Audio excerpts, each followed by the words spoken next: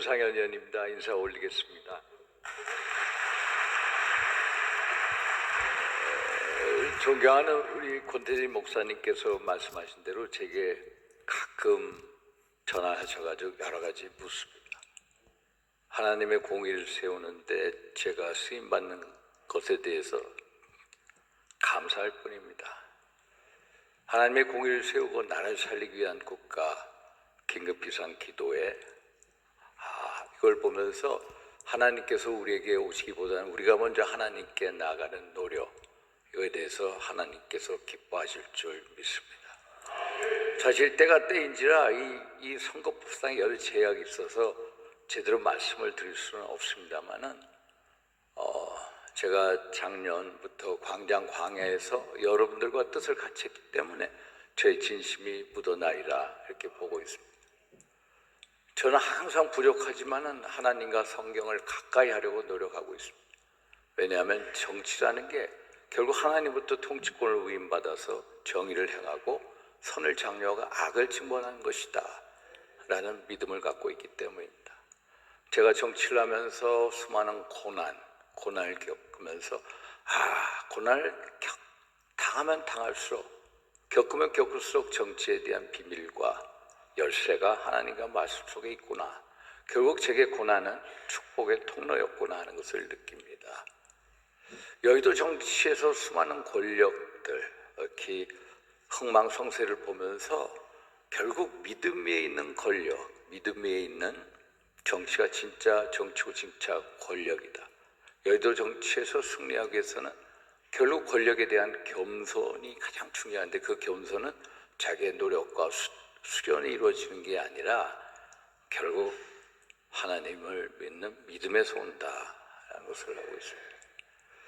일종의 오늘 여러 시대적 상황에 대해서 축사 겸 시국 강연이라고 하던 축사 형태로 말씀을 드리겠습니다만은 대한민국은 해방 이후에 지금까지 이념 전쟁, 체제 전쟁이 끝나지 않았습니다. 지난 1987년 60 항쟁 이후에 대한민국의 좌파들은 집권에 실패하면서 결정적 시기에 반드시 혁명을 하겠다는 집념을 가지고 애국적 사회 진출로에 대한 떼제를 좌파 세력들, 특히 한민족 중심으로 설파하기 시작했습니다. 그래서 운동권 세력들을 사법행정 입법에 진출시키고 노동교육 언론계 침투하는 진지전을 구축하기 시작했습니다. 아시다시피 1989년 전교조가 만들어졌습니다. 우리법연구회 89년 만들어졌습니다. 95년 민노총 만들어졌습니다. 언론, 좌파단체, 언론연 이런 거 만들어졌습니다. 그런데 우파에는 그런 진지가 없습니다. 정말로 제도권 내에 있는 사람들 빼놓고는 진짜 우파의 진지가 없습니다. 지금 전개되는 많은 양상을 보면서 좌파의 세상이 왔구나. 좌파가 이렇게 횡행할 수 있나. 그게 맞서는 우파의 진지가 어디냐. 기독교계밖에 없다. 이런 걸 느낍니다. 그래서 항상 그런 얘기를 합니다. 비행기가 좌우 날개로 날듯이 좌파가 그렇게 우파도 결국 단단해지고 강건해져야 된다. 결국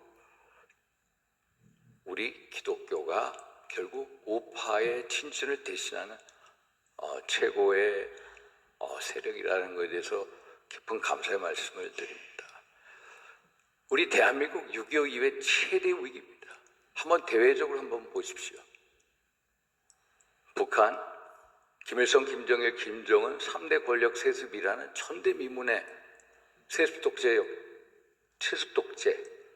전제주의 역사를 쓰면서 핵미사일 개발에 광분하고 있습니다. 인민들 기아선상에 헤매고 있습니다. 그런데 남침, 호시탐탐 남침 절대로 버리지 않습니다. 러시아, 북한 작년에 포괄적 전략적 동맹 관계 맺었죠. 북한이 핵을 가지고 미사일로 미국을 때린 때 앞으로 2, 3년 안으로 옵니다. 그 정도로 위험한 상황. 대내적으로 한번 보십시오. 지난 우리 그 대통령 탄핵 사태를 경험하면서 정말로 대한민국을 붕괴시키는 어둠의 검은 카르텔 세력이 있구나. 제가 작년에 광장에 나가서 얘기했을 좌파사법 카르텔, 종북주좌파 카르텔, 그리고 부정부패 선관위 카르텔. 이 카르텔 세력이 결국 우리의 시대 정신은 뭐냐? 검은 카르텔 어둠의 세력들을 척결하고 하나님의 공의를 세우는 것. 이게 우리의 시대 정신이고 결국 하나님께 무릎 꿇고 하나님을 두려워하는 의로운 세력들을 키워내는 게 우리의 시대 정신이다, 이런 말씀을 드립니다. 저는 작년 겨울부터 모르드게가 에스더한테 얘기한 이때가 아니면 무엇이냐라는 그런 얘기를 듣고 죽으면 죽으리라 라는 신념을 가지고 아수에로 왕 앞에 나가서 유대의 멸절 계획을, 하만의 계획을 멸절시킬 듯이 죽으면 죽으라는 심정으로 광장에 12월 둘째 주부터 나오기 시작했습니다. 저는 사실 누구보다도 재작년에 비운 게 핵심, 윤상현이 비운 게 핵심입니다. 안철수, 최재형, 장로님 이런 분들하고 정말 비운 게 핵심입니다. 저는 대통령이 잘 되고 정부가 성공하라는 그 충정으로 말씀을 알려줬습니다. 이준석 예를 들어서 내쫓고 하는 윤핵관들 계획에 저는 정면으로 싸우고 많은 의로운 목소리를 내려고 노력을 했습니다. 그런데 사람들이 많이 의아합니다. 왜 윤상이 지금은 최고 윤석열 옆에 가까이 있는 사람이냐? 사실 윤석열 대통령이 가까이 있습니다. 왜? 윤석열 대통령에 대한 개인적인 의리를 넘어서서 정말로 가치에 대한 의리, 대한민국의 체질을 지켜야 되겠다. 검은 카르텔 세력에 맞서서 대한민국을 지켜야 되겠다는 그 가치에 대한 의리를 가지고 작년부터 같이 함께 해왔고 제도권에서 변함없이 의로운 목소리를 내겠다는 말씀을 드립니다. 저는 이 트럼프 대통령 주변에 있는 어느 목사님이 쓴 책에 보면은 이런 게 있습니다. 각 사회에 보면은 사회에 구성하는 7개 영역이 있다고 합니다. 종교 영역, 가족 영역, 정부 영역, 사업 영역 등등. 그런데 미국에서는 1900년대 영적 부흥이 일어났어요. 천국 가면 다 되는 줄 알았습니다. 그래서 종교 영역에만 신경을 썼고 다른 데 관심을 두지 않았어요. 그래서 이게 아니구나, 사회가 이렇게 해서는 안 되구나 해가지고 다른 영역에 하나님의 의로운 세력을 세우려고 노력을 했습니다. 우리 대한민국 한번 보십시오. 1907년 평양 대부흥회가 있었죠. 우리는 누구보다도 1919년 3.1운동을 통해서 신앙운동이 애국운동까지 승화돼서 저는 이 자리에 계신 목사님 너무너무 감사할 뿐입니다. 정말로 의로운 세력을 종교, 교계뿐만 아니라 정부 영역, 사회 영역, 교회 영역 많은 영역에서 세우려고 하는 목사님들의 노고에 깊은 경의를 표하면서 저 윤상현 변함없이 목사님과 한마음 한뜻으로 의로운 목소리를 내겠다는 말씀을 드립니다. 저는 정말로 소망합니다. 하나님의 공의가 강물처럼 흐르고 그리고 갈라디아에서 나온 그리스도께서 제게 자유를 주셨으니 두 번 다시 자유의 몽에를 매지 말라.